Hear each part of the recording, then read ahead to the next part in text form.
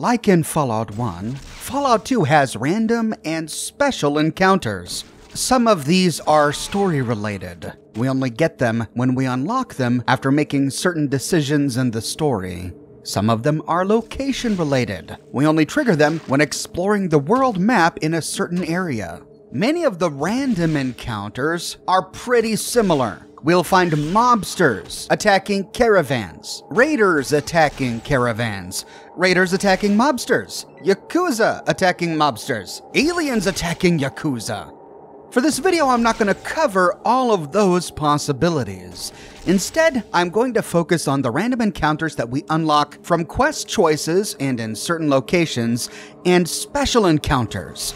Special encounters are different from random encounters in that they're not randomly generated, though they are randomly placed, and they happen only once.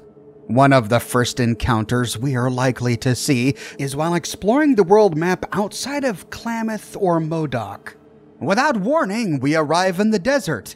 We see the Enclave, led by Frank Horrigan, standing before a small family.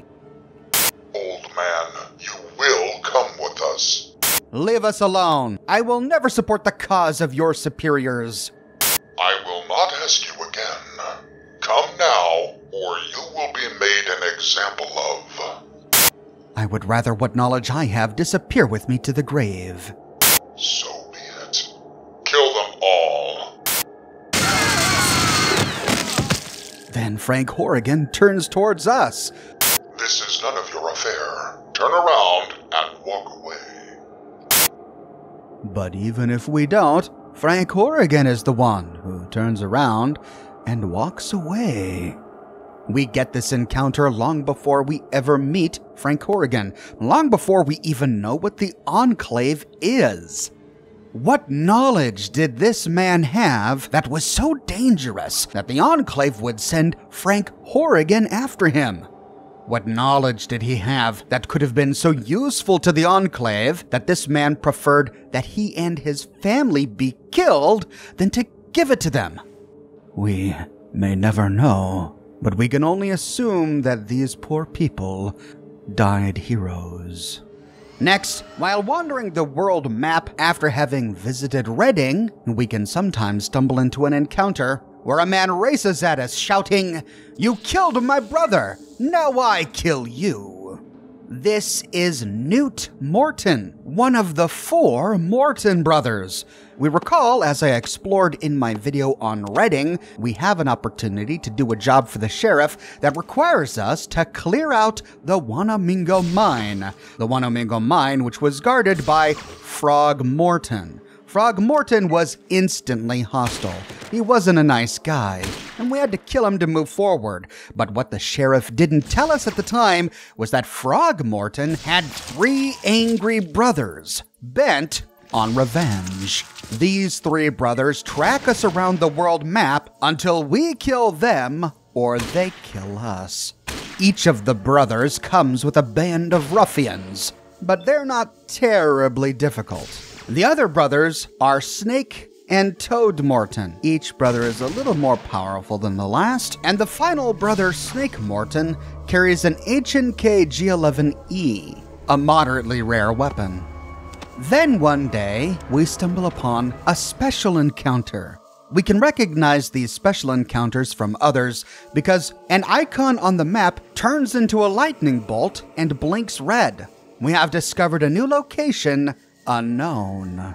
In this case, we learn that we've discovered a herd of Brahmin. Uh-oh, are these like the Brahmin in Fallout 1 where they walk around saying, "Moo, I say"? Ah! Not even the carrion eaters are interested in your radiated corpse. We get attacked by kamikaze exploding Brahmin.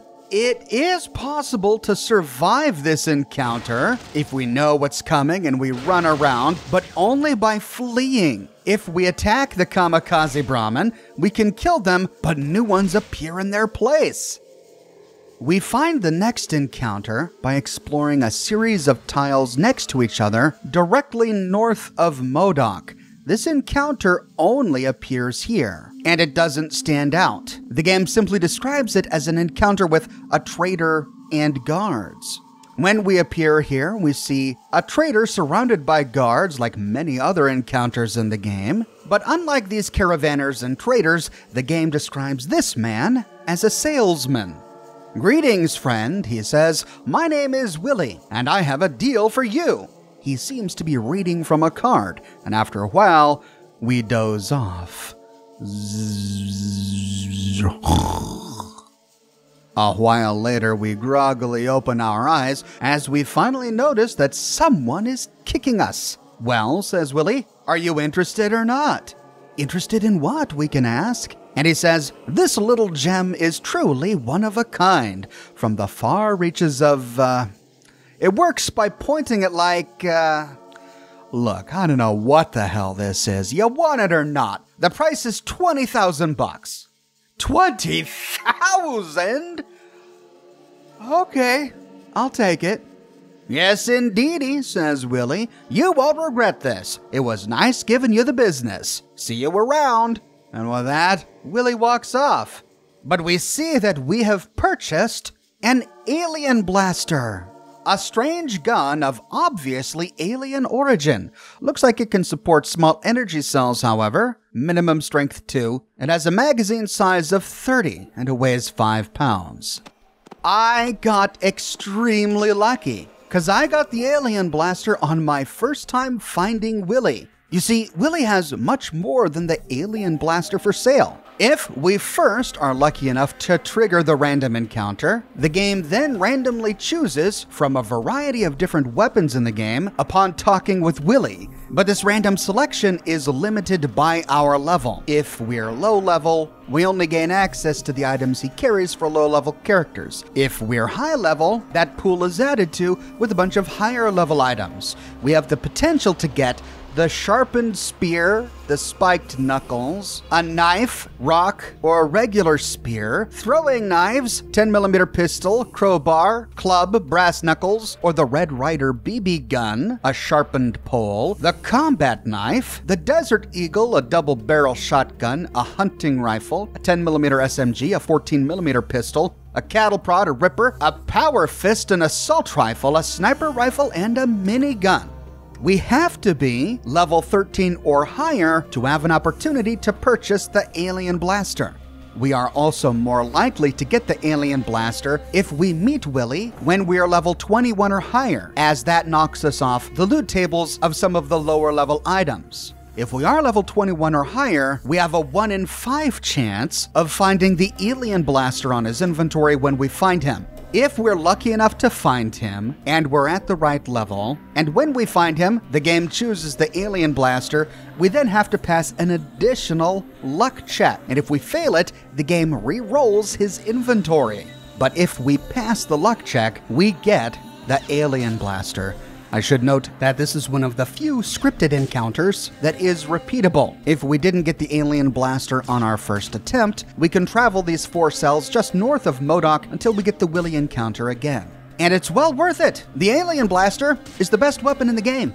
It has the highest damage per action point of any single-shot weapon in Fallout 2, and it has the second highest magazine capacity of any weapon in the game. Its base damage is between 30 and 90, which means that a critical hit to the eyes can do a whopping 360 points of damage. Combined with appropriate perks, this weapon has the potential to one-shot any enemy in the game except for Frank Horrigan.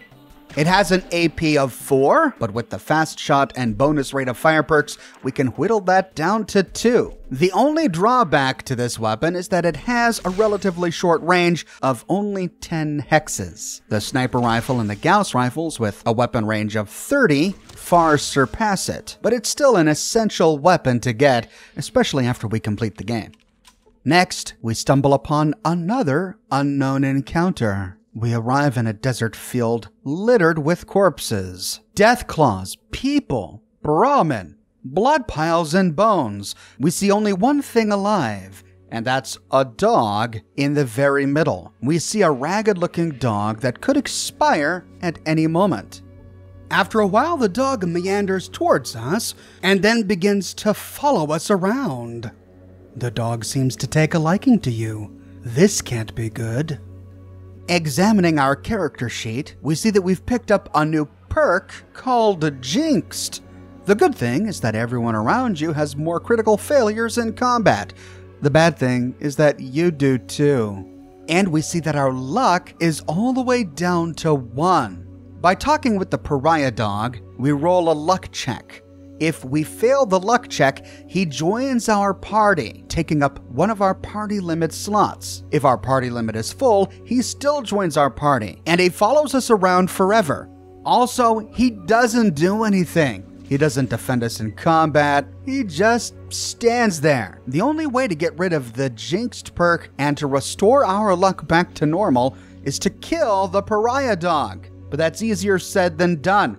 Despite being malnourished when we find it, the pariah dog has a huge amount of HP, over 700, meaning we'll be whittling away at this guy for quite some time. But once the deed is done, we find the Jinxed perk gone and our luck returned to normal. Our next special encounter puts us in a parking lot just outside a ruined building. We see a whole bunch of people attacking one guy in the middle of the parking lot. No one threatens Doombot. Grim Buster. Ah! The gene pool needs a little chlorine. Soap? We don't need no stinking soap. The village is a happy place, but you made it very, very angry. You have embarrassed our country with your actions for the last time. The Unwashed Villagers are here to protect people from scum like you. Unwashed Vengeance! The men and women in black are the Unwashed Villagers. The one dressed as a peasant is a spammer named Grim Reaper. He says things like, "Will there be a Mac version?" And, "I didn't mean those death threats." When the Unwashed Villagers finally kill the troll named Grim Reaper, they run off and say, "Don't wait up for us. We're out of here. Come join us sometime. This house is clean." Unwashed Villagers save the day once again. Can I poke him with a stick to make sure? This entire random encounter is a reference to the Fallout community that existed at the time that Fallout 2 was in development. At the time, there was an interplay message board where fans of the Fallout franchise would gather to talk about Fallout and talk about the then upcoming Fallout 2. The members of that online forum community, which incidentally still exists to this day, dubbed themselves the Unwashed Villagers, and at the time Fallout 2 was in production, their forum was invaded by a troll named the Grim Reaper. The Grim Reaper flooded their forum with all sorts of spam and toxicness. And so the Unwashed Villagers banded together to ban him and delete all of his comments from the forum. And that event is what's being celebrated here in Fallout 2 as a special encounter. Needless to say, it made members of the Unwashed Village very happy.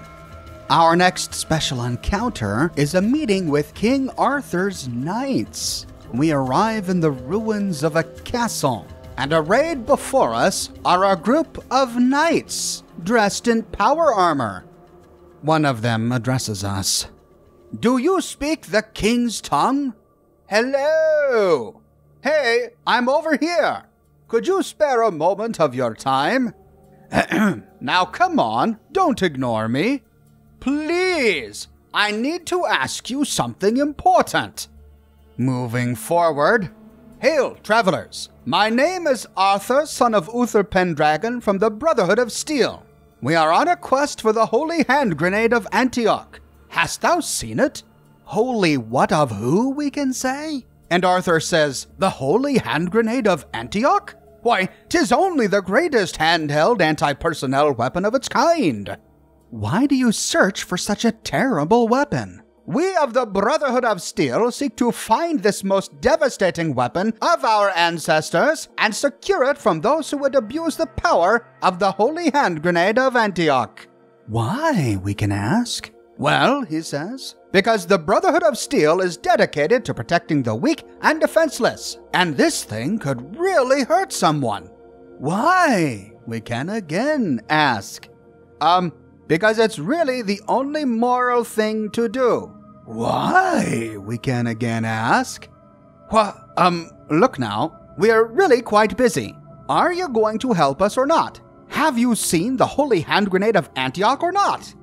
If we say no, he says, well then, no sense in continuing this conversation. We are off. And he walks away. Or we can say, yes.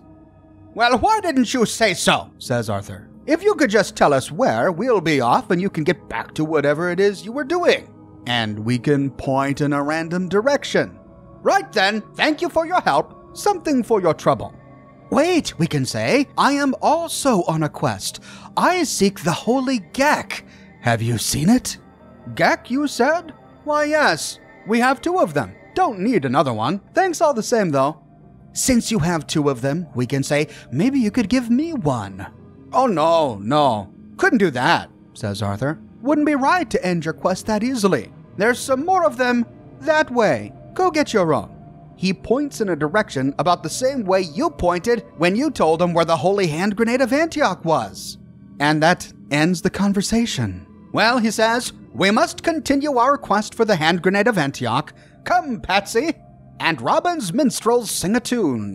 Brave Sir Robin ran away. No! Bravely ran away, away. I didn't! If we choose to kill them, we don't get any power armor, but we can walk away with some pretty powerful weapons, including a number of Gatling lasers. This, of course, is a reference to Monty Python's Search for the Holy Grail.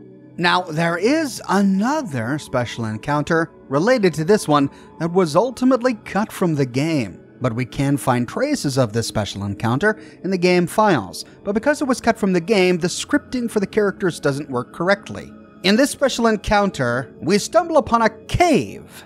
Outside the cave, there is a Vorpal rat surrounded by bones, and we find King Arthur and his knights, assuming we found them earlier, attacking the Vorpal rat.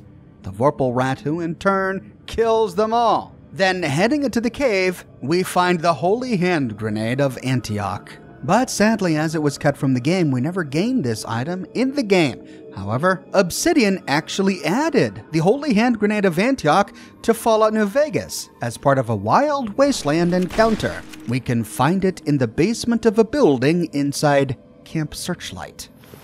Let's paint this place red.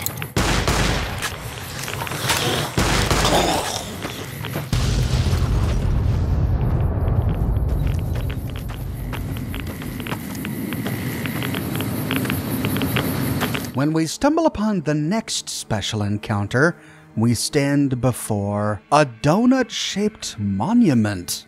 There is a pillar outside, and our Pip-Boy tells us that this monument is called the Guardian of Forever.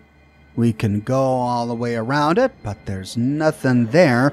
However, if we try to pass through the circle, we arrive in a vault. Oh, wait a minute, this is Vault 13! We see the number 13 engraved on all the doors. How did we get to Vault 13? What are we doing here at Vault 13? It appears to be empty. We don't see a soul. Heading into the supply room, we see that the footlockers are filled with Vault 13 flasks. Most of the other lockers are empty, but we can walk away with a small assortment of chems, a first aid kit, some mentats, and some stim packs. Interestingly, no Gek. Moving west, we see the computer lab and the library. All the same computers we remember from Vault 13, but we can't access any of them. Nothing interesting here. So moving east, we could open the door to the Overseer. In the northern room, we find a couple of footlockers. One has a 10mm pistol with some ammunition. The other has a combat knife, and the third has a shotgun with shotgun shells. Moving east, we find the computer mainframe room, and one of them is beeping at us. If we inspect it, we see a terminal with a functioning water chip. And if we fiddle with it, whoops, says the Chosen One, you have broken the water chip. It might be anywhere from 100 to 150 days before this vault runs out of water. For some reason, this thought comforts you. With that, we appear back at the Guardian of Forever. So did the Chosen One just go back in time to Vault 13? Was the Chosen One responsible for destroying the water chip in Vault 13? Did this one moment start the series of events that led to the plot of both Fallout and Fallout 2? How is this canonical? Is the Guardian of Eternity real? Is it just a mad radiation-induced hallucination? Did the Chosen One really go back in time to destroy Vault 13's water chip? Did we simply consider it an Easter egg and not take it seriously? I don't know how to handle this. I think we can categorize this as an Easter egg, not part of the actual lore, for the entire thing is a reference to Star Trek, the original Star Trek. In the episode, The City on the Edge of Forever, the crew of the Starship Enterprise stumble upon a time portal, which has a striking similarity to the one we just found in the Wasteland. This time portal, however, is sentient and was able to speak with Captain Kirk and the crew. When Dr. McCoy walked through the portal, he inadvertently changed something in the year 1930 that broke their reality. The ship orbiting above had disappeared. When we stumble upon our next special encounter, we find the decomposing body of a whale lying in its own impact crater. This whale appeared to have fallen from a great height. Near to this colossal whale carcass, we find a box, and inside the box, we find some daisies. A flower pot of daisies. Aren't they nice? This scene is in reference to Douglas Adams' Hitchhiker's Guide to the Galaxy, a novel which has a very similar scene, recreated in the 2005 film adaptation of the novels. It is important to note that suddenly, and against all probability, a sperm whale had been called into existence several miles above the surface of an alien planet. And since this is not a naturally tenable position for a whale, this innocent creature had very little time to come to terms with its identity. This is what it thought as it fell. Ah! Whoa! What's happening? Who am I? Why am I here? What's my purpose in life? What do I mean by who am I? Okay, calm down, get a grip now.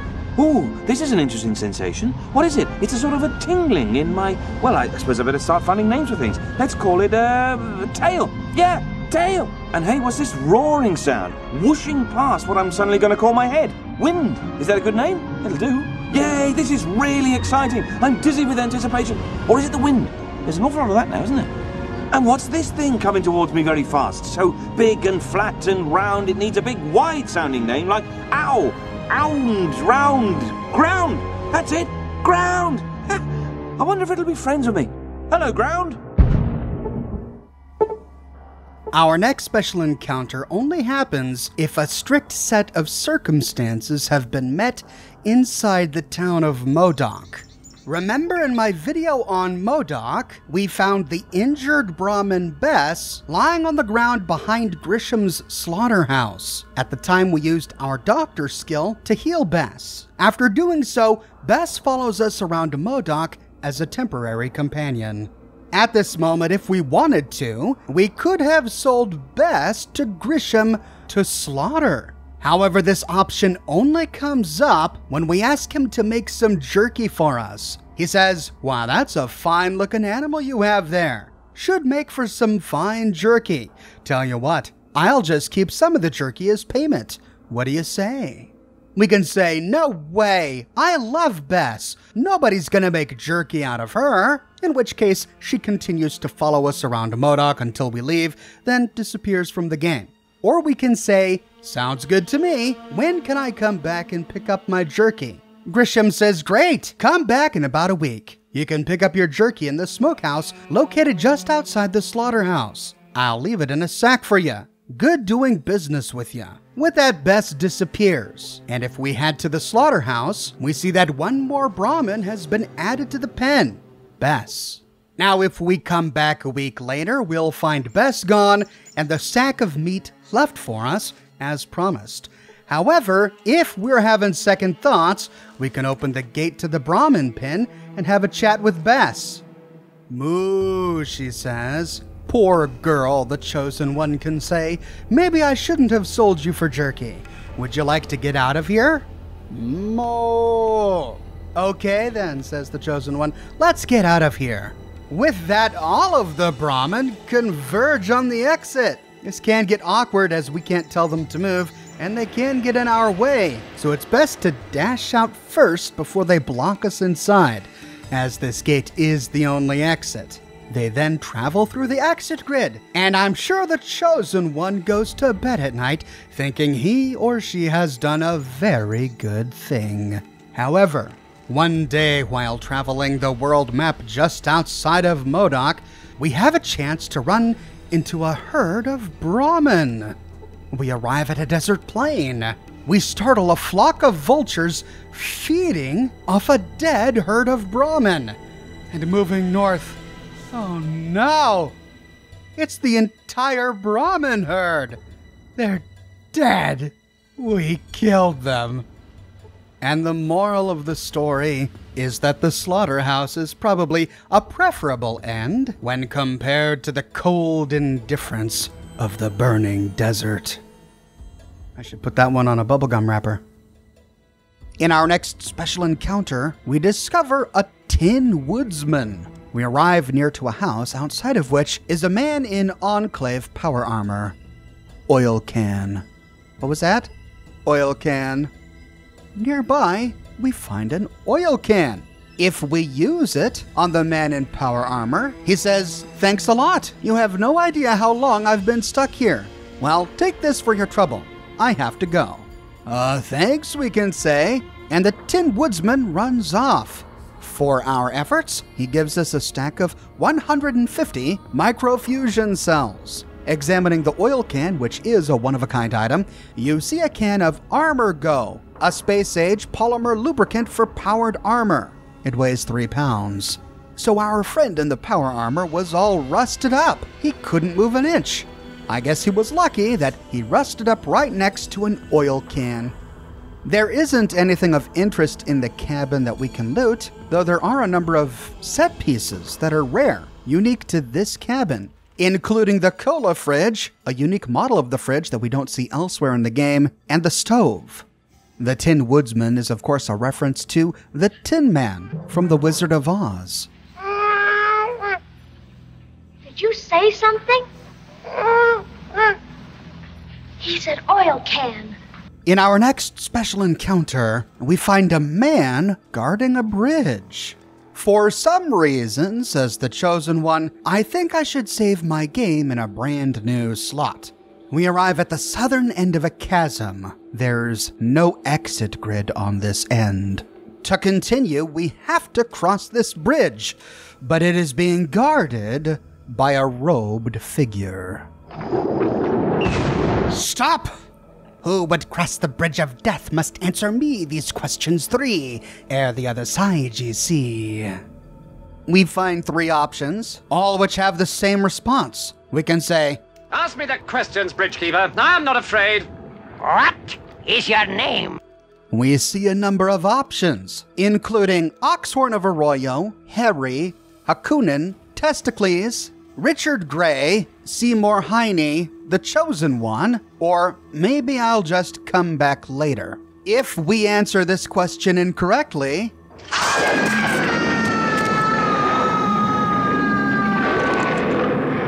the Bridgekeeper laughs and we die.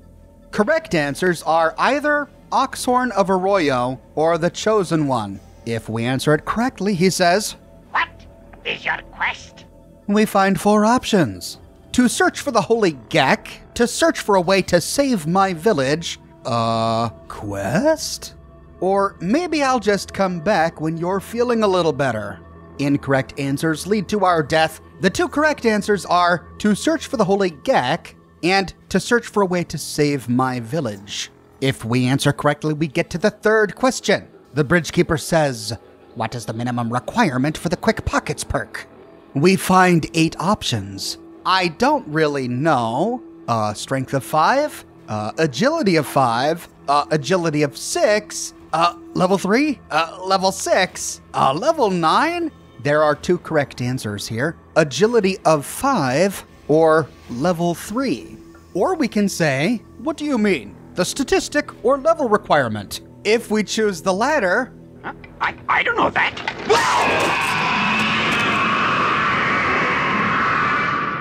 He dies, and we can loot his body. On his corpse are the Bridgekeeper's robes. This smelly, filthy garment must be made out of some special fabric in order to have withstood the foulness of the Bridgekeeper's body. Oddly enough, it has plasma burns and scorch marks all over it, as if these weapons were used against it to no effect. We have no idea why it's purple. It weighs 10 pounds. The Bridgekeeper's robes is a pretty decent item. It's nearly as good as a full suit of combat armor, having all of the same statistics, except it has no radiation resistance bonus, and it weighs half as much as a suit of combat armor. It's a great little find early on in the game, where combat armor is scarce. Now that final question could be different. Instead of asking about the perk, the Bridgekeeper could ask, which non-player character from Fallout 1 survived to appear in the sequel? We find a number of pitfalls here. We can say, I don't know that! Or Ian, Dogmeat, Tandy, Tycho, Harold, or we can say, what do you mean? NPC allies or NPC enemies? The last option ends with his spontaneous combustion, but the correct answers are Harold, Tandy, and Dogmeat.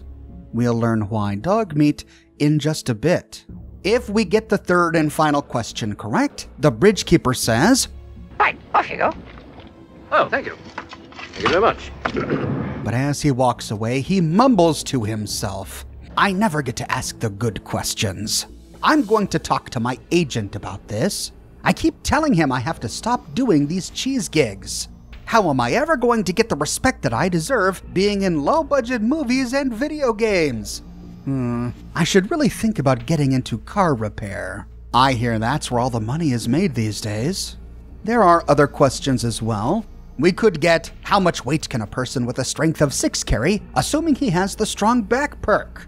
Our response is, I don't really know. 200 pounds? 225 pounds? 250 pounds? 275 pounds? 300 pounds? 325 pounds? Or how many levels of the strong back perk does the person have? The final answer ends with his explosion. The correct answer is 225 pounds. If for any reason we choose to attack the Bridgekeeper, he summons an explosive cow. And it works just like the explosive cow encounter. If we manage to kill the cow, he summons another one. No matter how we manage to pass the Bridgekeeper, once done, we can cross the bridge and return to our car, which oddly enough is located on the other side of this gorge. Not sure how that happened. Needless to say, this entire encounter is a reference to, and the dialogue is practically lifted from, the Bridge of Death scene in Monty Python's Search for the Holy Grail. Our next special encounter is called the Cafe of Broken Dreams. We arrive in a familiar spot. Though we haven't actually been here before, we know it by reputation. The Vault Dweller told us stories of the Hub and his visits there. Here we stand outside the Maltese Falcon as it existed during the events of Fallout 1. Heading inside, however, we see the characters here are very different. Each of the characters here is having his own floating dialogue. We'll listen to the man in the middle first. I was originally one of the hero models for Fallout 1. Of course, I didn't make the final cut. They claimed it was too much animation, too many frames, they said. I'm black. You figure it out. Every time you think you're getting ahead, Whitey changes the rules. I wish I could get my hands on. We begin to understand what's going on here. These are the different possible player character sprites for Fallout 1 and Fallout 2. Next, we'll talk to the Redhead. I can't believe I didn't make the final cut in Fallout 1, she says. They chose that black-haired strumpet instead. Of all the nerve. A black-haired female model. Can you get any more generic? Boring. Redheads are infinitely more interesting. That black-haired female model got in only because she slept with every artist on the team. And the programmers. And the project leader. They're so easily swayed. Show a little skin, and their spines turn to rubber. So I get shafted and end up being filler NPCs in Vault 13. Christ. Talk about typecasting. I'm surprised they rendered that black-haired female model with any clothes. I mean, it's not like she was in them very much during the screening process. Oh, I hate men. Well, except for that dreamy Scott Everts. I think he stuck up for me. I only had to sleep with him a few times for him to vote for me. Yikes. A lot of bitter people here at the Cafe of Broken Dreams. Though I suppose we should have got that from the name. Next, we can move on to this guy to the right. I had one of those violent dumb as stone players running me. And let me tell you, it was fun for a while, but it gets old quick. There's only so much killing to do before you get jaded. We must have spent 3 hours on the character gen screen before my player finally decided to actually play the game. Ian was more dangerous to me than the enemies we were fighting. I hope he's dead, wherever he is. Check out the muscles on this character model I've got. It's so exaggerated, it's ridiculous. So, my player was so stupid that, get this, he thinks that the shotgun ammo is the water chip, and he takes it back to the Overseer. What an idiot! Moving west, we can talk with the black-haired character. I was being run by a stealth character, I think. He kept trying to steal from everyone. It worked, most of the time. But boy, when it didn't. I've never seen so many saves and reloads in my life. Sheesh. Give me a combat boy any day. You know, I really liked how I looked in combat armor. I never said anything before, but Ian used to, well, stare at me a lot in Fallout 1. It made me uncomfortable. I thought about talking to the designers about it, but I figured as long as Ian didn't cop a feel, it wasn't a problem. Ian was alright looking, it's just that he really needed a haircut. And a bath. Whoo-wee. Moving north, we can talk to the woman standing by this table. Hi, she says. So you're a descendant of the Fallout 1 hero? Wow, I'm Tandy. Hi. I didn't want to just blurt it out, but your grandfather sure was cute. Ian, I think he's still in Fallout 2 somewhere. The Abbey, maybe? The Abbey is a Fallout 2 location that was eventually cut from the game. It's unclear whether Ian really would have turned up there, for according to the Vault Dweller's memoirs, which I covered in a video here, canonically Ian was killed in the Necropolis by a super mutant with a flamethrower. Actually, she continues, I hear I'm in Fallout 2 somewhere. I don't want to go find me, though. Might creep us both out. Sorry I didn't have better combat skills in Fallout 1. I guess I didn't get out much. Say, do you and Tycho still keep in touch? So there was this bug when you rescued me from the raiders and brought me back to Dad. He'd go ballistic. Gosh, that sucked. I join you, but I'm waiting for my dad Aradesh to show up. He was supposed to join me a few revisions ago. Okay, so this is Tandy as she appeared as a young woman during the events of Fallout 1. In Fallout 2, of course, as we learned while visiting NCR, she is a more wizened figure. Then, moving north, we can talk with this fellow. It was damn impossible to keep Dogmeat alive throughout Fallout 1, especially at the end. He just wasn't tough enough for the end game. I loved that dog. I wish he would have showed up in the end movie.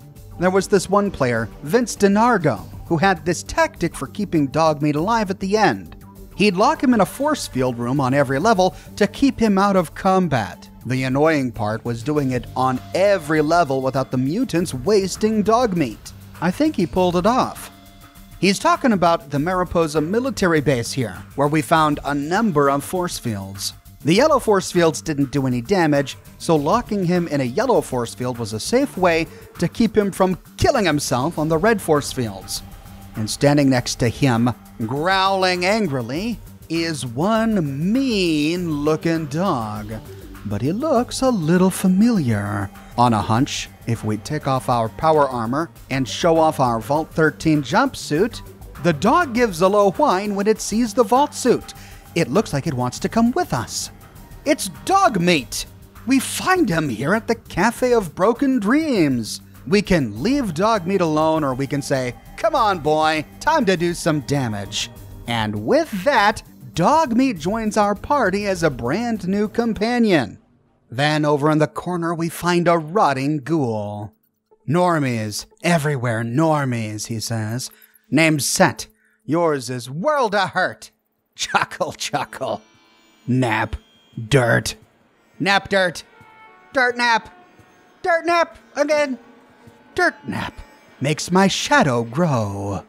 Heh. Dirt. Nap. Dirt nap. Heh. I rule Necropolis. This is, of course, Set from the events of Fallout 1, who did indeed rule Necropolis. His son is Typhon, the ghoul we found in Broken Hills. You know, the guy who asked us to go and find a certain kind of rubber doll for him. Incidentally, I forgot to cover this in my video on Broken Hills, but if we give Typhon, Set's son, the rubber doll, and then we inspect his inventory several hours later, we find that the rubber doll is gone, and in its place is a damaged rubber doll, which looks like this. Yeah. Set had a really rather idiosyncratic way of speaking in Fallout 1, which appears to have persisted here into the Cafe of Broken Dreams. But he doesn't really make much sense here. The cafe is otherwise empty, so we can talk about Dogmeat. Now we know why Dogmeat was a viable answer in the Bridgekeeper's quiz. Because here in this special encounter, we find Dogmeat. I get the impression that the Cafe of Broken Dreams is supposed to be a heaven of sorts for characters who died during the events of Fallout 1. Because canonically, in Fallout 1, Dogmeat did die to none other than one of the force fields in the Mariposa military base. And Set died, and presumably these NPCs and player characters also died. And all ended up here. The only character who doesn't fit this paradigm is Tandy. Because of course we find her alive and well during the events of Fallout 2. Maybe this Tandy we find here is supposed to stand in for something else, like the innocence of Tandy, or the one-time girlish and adventurous Tandy, who died to be replaced by Tandy the President, Tandy the Administrator. This, I think, is further hit home by the name Cafe of Broken Dreams, which itself is a reference to the famous painting Boulevard of Broken Dreams, a painting which depicted celebrities who were dead at the time the painting was created. Elvis, Marilyn Monroe, Humphrey Bogart, James Dean. Here the Chosen One stumbles upon this wasteland heaven and retrieves Dogmeat to bring him back to the real world. As a companion, Dogmeat is pretty good. He's a much better companion than the Fallout 1 version of Dogmeat. As a dog, he's a less preferable option to some of the humanoid companions, as he can't wear armor and he can't wield any weapons. At max level, he only has one special stat at 10, and that's agility. The next is luck. The rest are all 7 or below. His armor rating is similar to a humanoid wearing a suit of metal armor Mark II, and it never gets any better than that. When fully level, his maximum hit points is 168, which is pretty good for a dog, better than all of the other dog companions except for the pariah dog, and better than even some humanoids. His unarmed skill is even higher than Gorys's, capping out at 101%, compared to Gorys's 100%.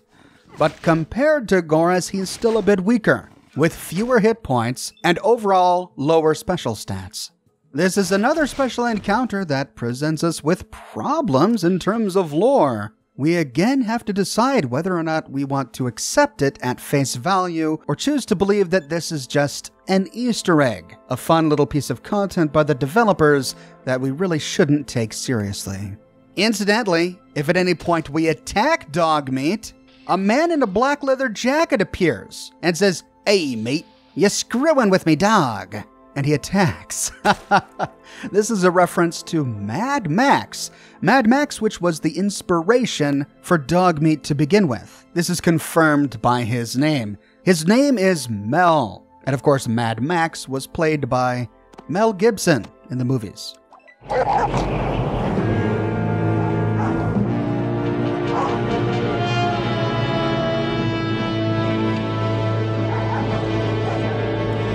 Our next special encounter puts us at the scene of a crash site. We see a space vehicle of some kind. It looks like it crashed here recently.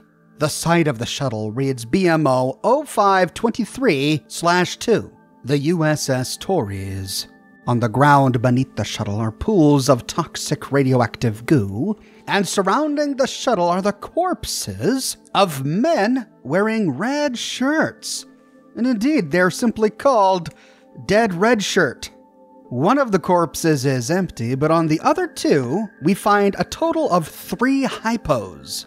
These hypos are aid items that do heal us. They give us an immediate bonus to HP of between 75 to 100 hit points.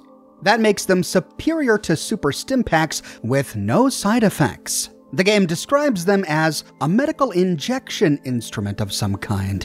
It looks very high-tech. We don't know what it's filled with, but it appears to have only 1 dose left. Since we only find 3 at this crash site, that means there are only 3 of them in the game. This entire special encounter is a reference to Star Trek. Fans of the show are familiar with the running gag, whereby if you go with the main characters on a shuttle to the surface of a nearby planet, and you happen to be wearing a red shirt, you're likely to die. As these 3 poor souls did. The hypodermics we loot from their bodies are likely supposed to be the Star Trek Hypo Spray, which took on a variety of different forms across the different generations of the series. There was supposed to be a phaser that we could loot on one of these bodies, but it was ultimately cut from the game. The name Torres could have a number of references. It's most likely a reference to B'Elanna Torres, a Klingon-human hybrid character who appeared during Star Trek Voyager, which was still playing at the time of this game's development. Our next special encounter is the Stone Head. It looks remarkably similar to the stone head we recall in the center of Arroyo. We see a large stone monument that appears to be mumbling to itself. If we try to talk to it, what? Get your damn hands off of me! Oh, who dares approach the sacred head of the Vault Dweller? It is I, we can say, the Chosen One. You, the Chosen One? You are no bigger than my finger! You are not the Chosen One! Yes, I am. No, you're not. Yes, I am. Uh-huh. Uh-huh. Uh-huh. Uh-huh. 12 hours later. Uh-huh. Uh-huh. Uh-huh. Uh-huh. Enough of this! Very well! You have proven yourself! You are the Chosen One! Take this! Now leave me! Hey, thanks, says the Chosen One. Yeah, whatever. Now get out of here! Damn tourists!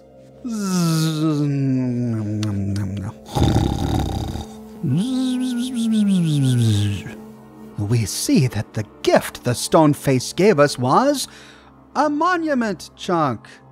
This is a piece of the disgruntled stone monument you found out in the desert. Although many of your village would no doubt regard it as a sacred relic, somehow you suspect that you have been cheated. It weighs 5 pounds. This is actually a consumable. We can eat the monument chunk.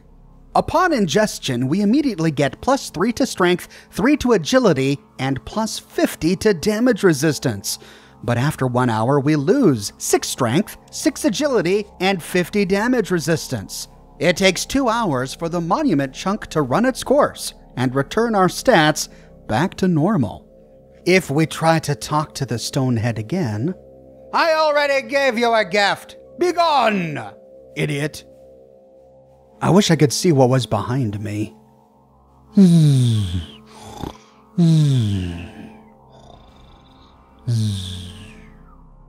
There is a way to get more monument chunks. If we try to steal from the stone monument, we find 3 on his inventory, but as soon as we loot them... What? Steal from me, will you? The wasteland has claimed your life. And he instantly kills us. We are hit for 13,994 damage. How a monument with no hands can hit us, I'm not sure. But then again, there isn't a lot that makes sense with this particular encounter. There is one more special encounter that I couldn't get to work. I have a sneaking suspicion that it wasn't implemented in the game. After all, I'm playing the retail version of the game, patched only enough for it to work on a PC, not the version of the game that restores a lot of the cut content. I spent a total of 5 hours wandering the wasteland, and it never popped up. We can, however, access this one in the base game files, though because it was unfinished, the scripting doesn't work. We arrive in a toxic waste dump. Radiation, keep out, says the sign out front. There is no exit grid behind us. To leave, we have to pass through this toxic wasteland, and among the barrels of toxic goo are geckos trying to kill us. If we survive the geckos and the radiation, we can pass back to the world map on the opposite side. And those are the special and scripted encounters of Fallout 2.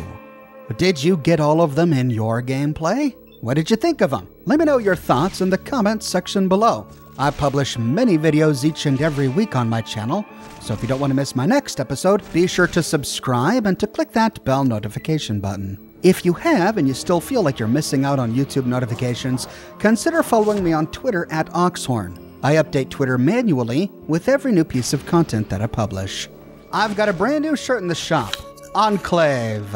Boast your support for the Enclave and everything they stand for with this brand new design that comes on shirts in a variety of men's, women's, and children's sizes and in a wide array of colors. You can find this design on other products as well, like smartphone cases, pillows, posters, mugs, stickers, prints, etc. So if interested, you can find a link to my shop in the description below, or you can click here. If you like what I do and you want to support me in a more personal way, consider becoming a patron on Patreon or a member here on YouTube. But more than anything, I'm just so glad you're here watching this video with me today. Thank you so much for watching, and I'll see you soon with more brand new videos.